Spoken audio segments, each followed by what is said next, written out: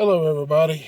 This is the Old Bear with the Old Bear's Den of Bigfoot, and we have another story for you. This one comes from northern Georgia, up off from US 1. And this couple that used to live in the city decided they were going to move to the country. And they're a married couple, and they want to move out in the countryside. So as they moved out there, they found them a place, found them a nice house, and a little piece of land to go with it, and surrounded by farmers, and it's northern Georgia, so it's kind of pine forest and hardwood forest, mixed in, and there's fields and stuff like that.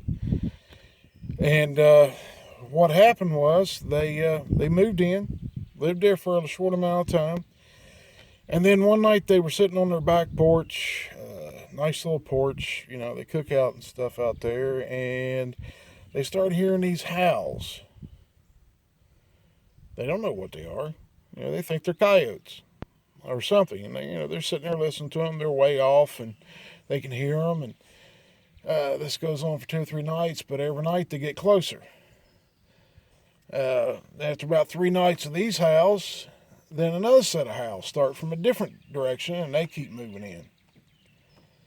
So they are, listening to this every night, and they hear it, and they're not paying no attention. They're from the city. No offense to people that live in town or live in a city, but y'all ain't got a clue of what's out there. Before you buy a home in the country, it's my personal opinion, you should know what's out there.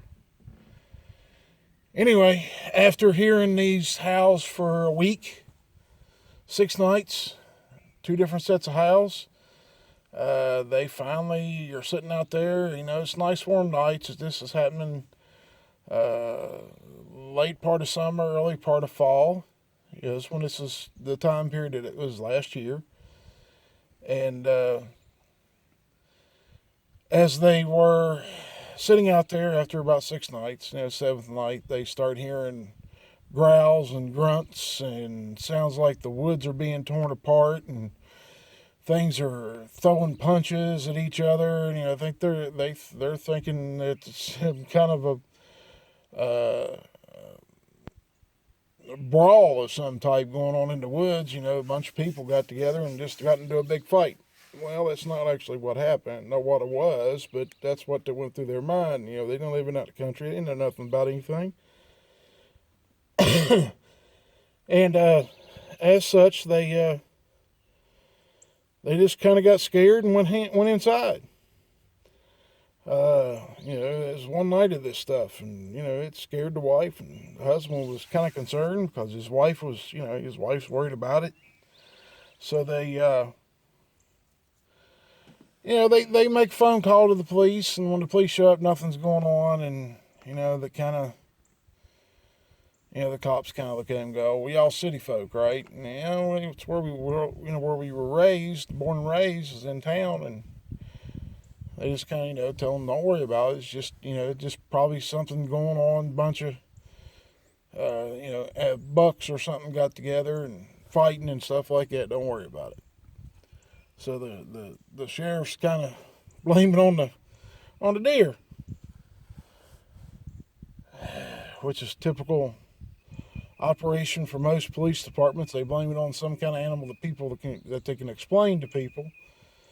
So that's what happened. Anyway, they all this kind of lays over for about a week, 5, 6 nights.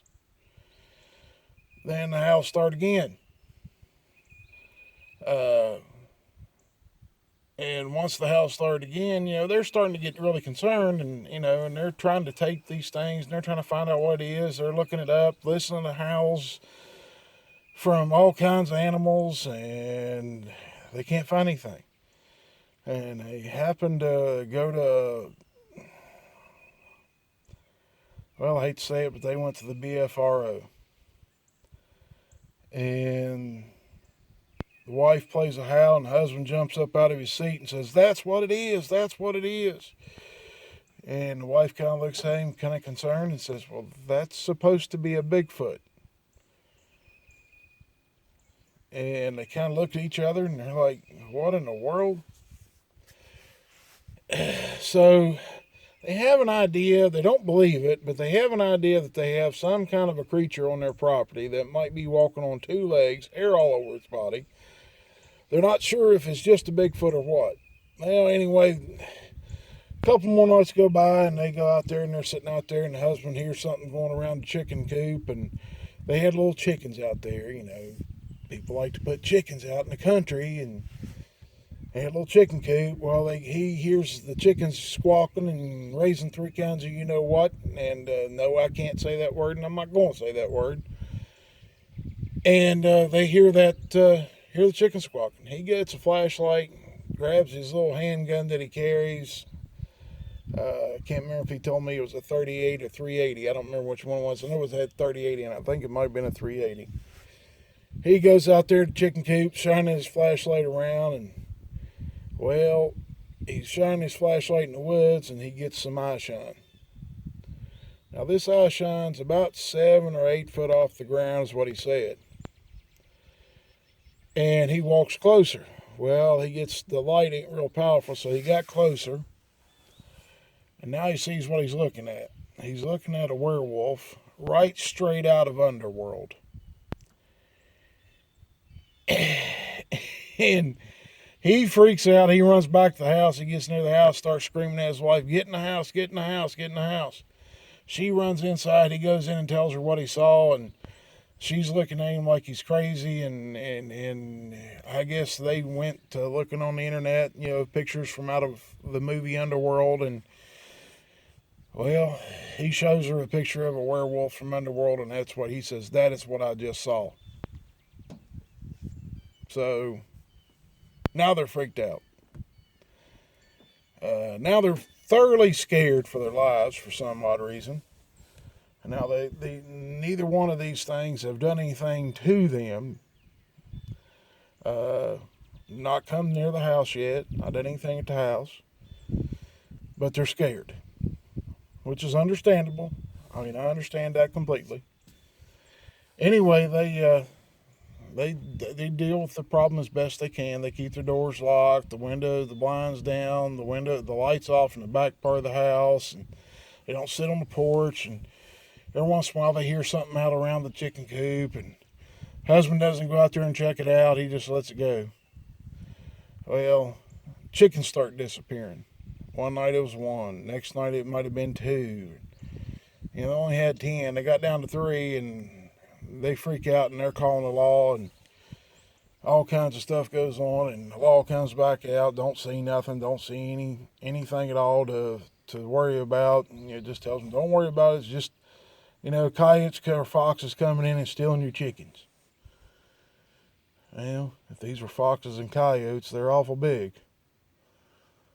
So the husband goes out there one day around the chicken coop, trying to figure out a way to keep them from getting into the last few chickens they got. And he starts finding footprints of dog men or werewolves, whichever one you want to call them. Then he finds big barefoot footprints, like human footprints, 4 or 5 toes.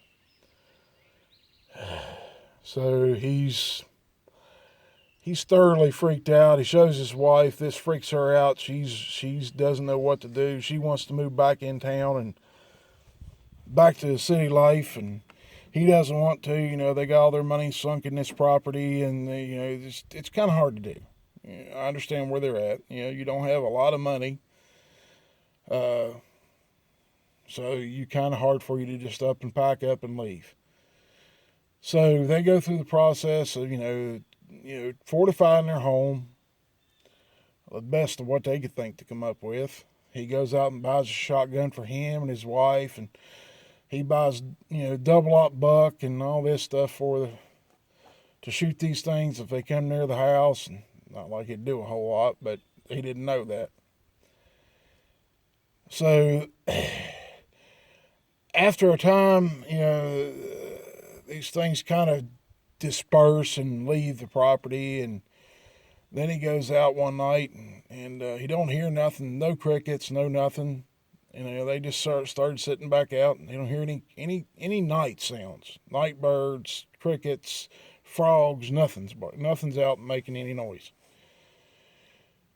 Well, he's out walking around right at dark, and he sees why there's no sound.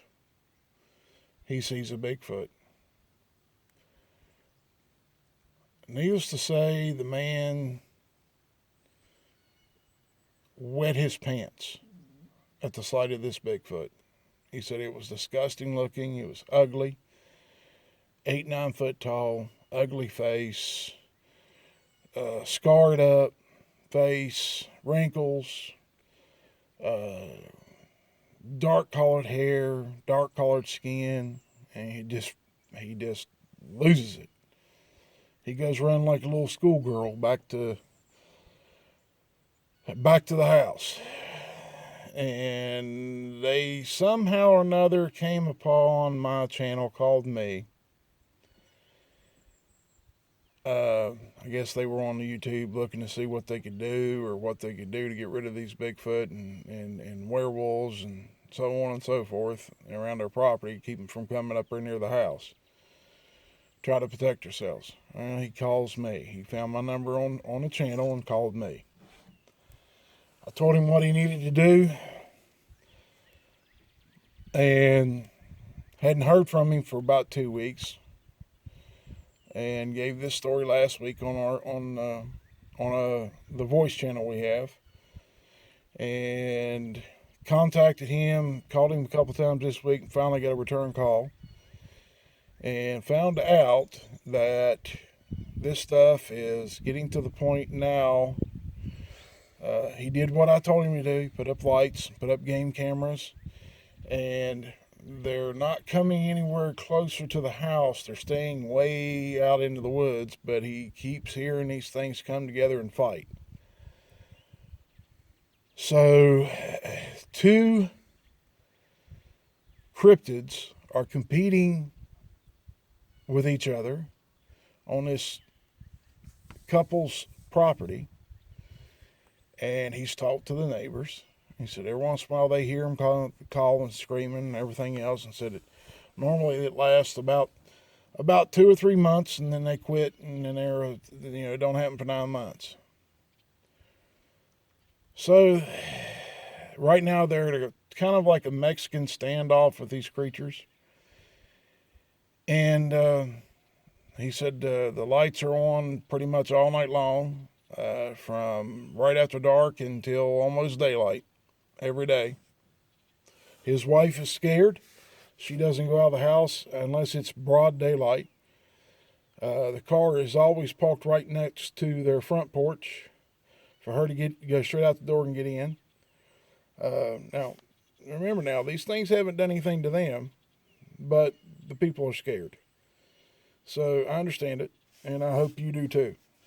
But anyway, that concludes this story, and I hope y'all stick around, because this week I'm going to be off a few days, and I'm going to put out some more videos.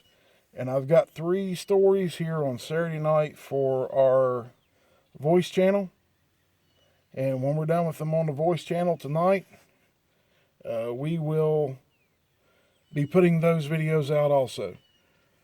And I hope you enjoy them. Y'all come on back and listen. And everybody stay safe out there. Stay away from people that's coughing and hacking up a lung. And I hope that each and every one of you is blessed, and that the Lord watches over you and gives you good health. We'll talk to y'all later. Bye-bye.